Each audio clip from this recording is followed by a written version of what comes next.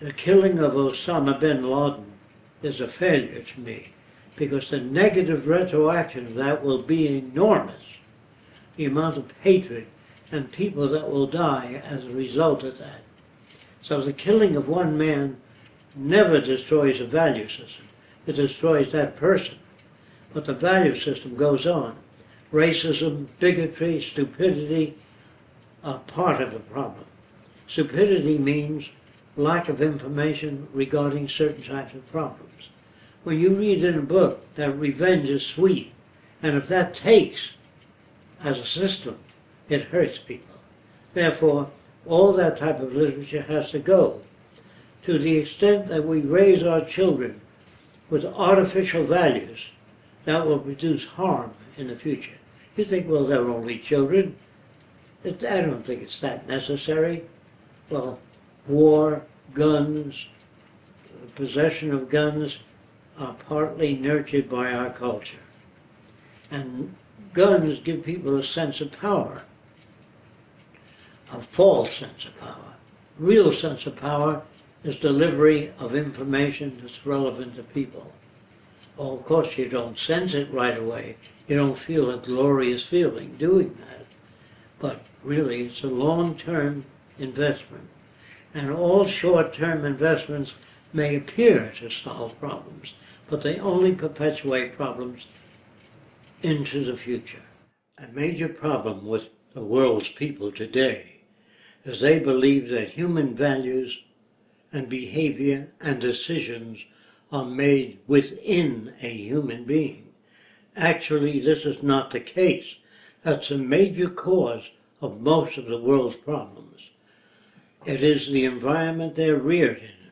If you cannot understand that, think of the language you use and the values you have and the attitudes about a good old USA. If you're brought up in Iran, the value system would be different. Your language would be different.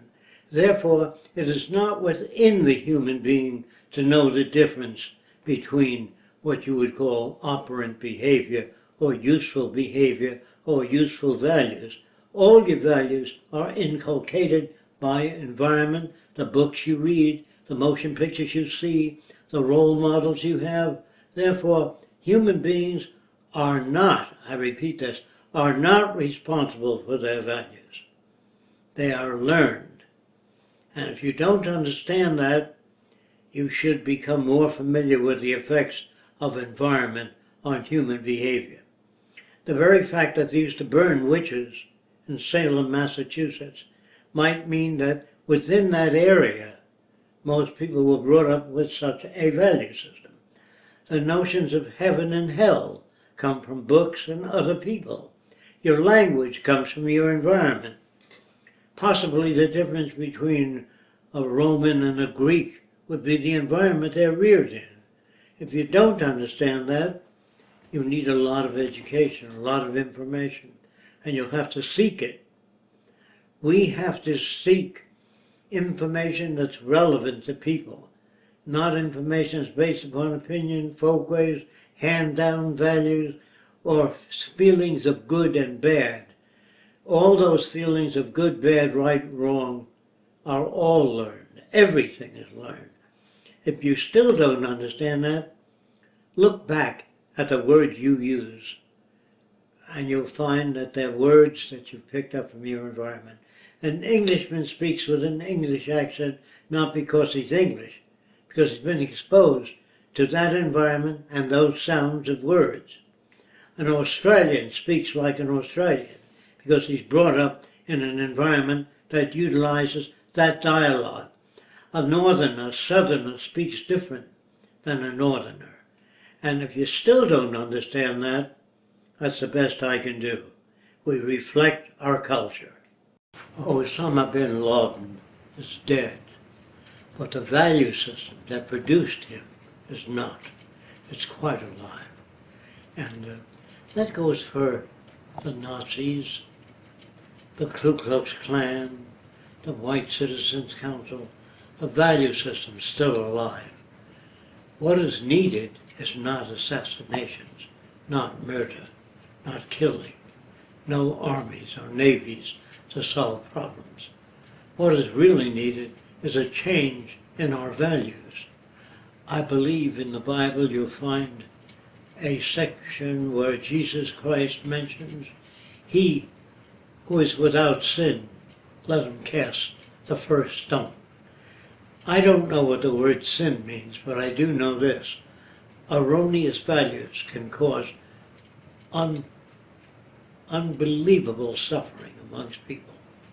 And we, our nation, like other nations, are mainly like children that do not have answers, that do not have solutions of problems, whereby many solutions are violent and they do not solve problems.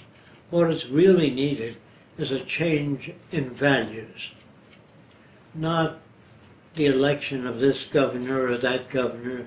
There's no change in values in that. By change in values, I mean living in accordance with the natural capacity, that is the carrying capacity of the earth. And if we violate that, there are all kinds of problems. When you violate the laws of nature, which are really inviolable, they will produce other negative effects. We don't study what the negative retroaction will be on the assassination of Osama bin Laden, but we're building a catalog of problems up ahead. I think that the solution of problems take longer. Of course, a sane solution takes many years, and that is to arrive at a value system that supports nature, the earth, and all the people that live on this earth. If they all go off in different directions and evolve different value systems, there's got to be trouble. And you cannot solve problems by killing people, although most of you believe that revenge is sweet. It is only sweet to the naive and childlike attitudes whereby we feel good when we get rid of a certain person identified with a problem. That does not solve the problem. If you yourselves, as Americans, were brought up in that country where those values are dominant, you will support those values. It isn't killing people that solves problems. It's outgrowing values that no longer work. And this is what we have to identify. If you cannot identify the values that do not work, you cannot undo them. Only through education can we change human values. And what we have to do is approach nations and share with them some of our values, if we can. And if you don't know how to do that, you have to find the means for doing that. It is absolutely essential that we find the means for bridging the difference between nations. And the nearest thing that I know of that can solve those problems is to arrive at decisions rather than make them. Arriving at decisions meaning put all your decisions to test, see if they work. Use scientific scales of performance. And in that manner, we can probably arrive at closer agreements with nations. I believe that all nations need the same thing: clean air, clean water, arable land, and medical and health security, and access to food and the necessities of life. If we fail to work together, attempting to solve these problems, I feel the problems will continue in much more vicious ways, because we're not touching or not addressing the actual manifestation of how these values come into being. And it is only through careful study, not feelings of revenge, careful study, that will enable people to outgrow systems that are no longer relevant. What is needed is a value system that coincides with the nature of human need. Now, not only that, but humans are part of the environment. Therefore, the environment is part of human needs, whether we recognize it or not. Another part of human need is the differences in values. If people all have a multiplicity of values that differ from one another, there will be conflict. How do we go about selecting a value system that makes sense? And how do we go about presenting a value system to people who know nothing about such a value system? I think the best way to do it is demonstration with films. In films, we can show how a person feels a volcano is angry. We have to show those movies and the sincerity of the witch doctor talking about the solution. Then we have to show the sincerity of Romans treating Christians as lions. Then we have to point out a group of people stoning a woman. And when Jesus comes in, he says, "He who is without sin, let him cast the first stone." All of us are erroneous in our values due to the early part of our historical upbringing. We are given a set of values that do not work. Proof: we have war, recession, hunger, poverty, starvation, illness. And if our society were oriented toward the well-being of our fellow human beings, I cannot see these problems as being dominant. In a society where every man works for himself, individual incentive, working for oneself. If people worked for oneself, there wouldn't be the electric light.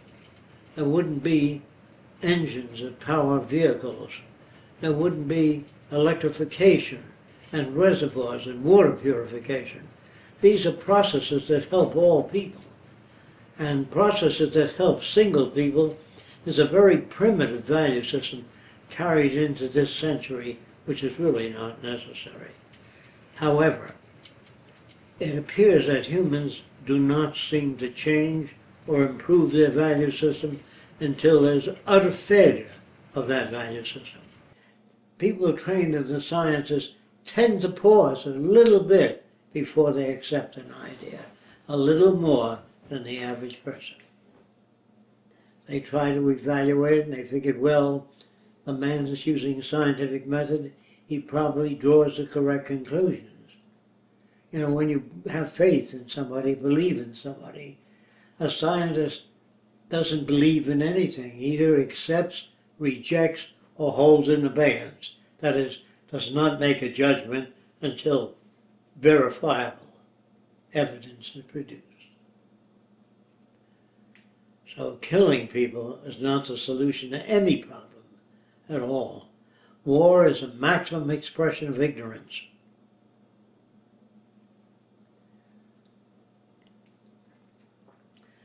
Good and bad is part of a value system. It has nothing to do with something coming from the inside of a human being. It appears that all evidence shows that intuition does not and is not based upon innermost feelings. It's not based upon evidence. It's based upon being exposed to erroneous value systems. And where do you start? Most values, most human values are erroneous. Except when it comes to mathematics, physics, chemistry, they are more appropriate. So I would say if you become familiar with particular books, literature that we have on our website, it may help you.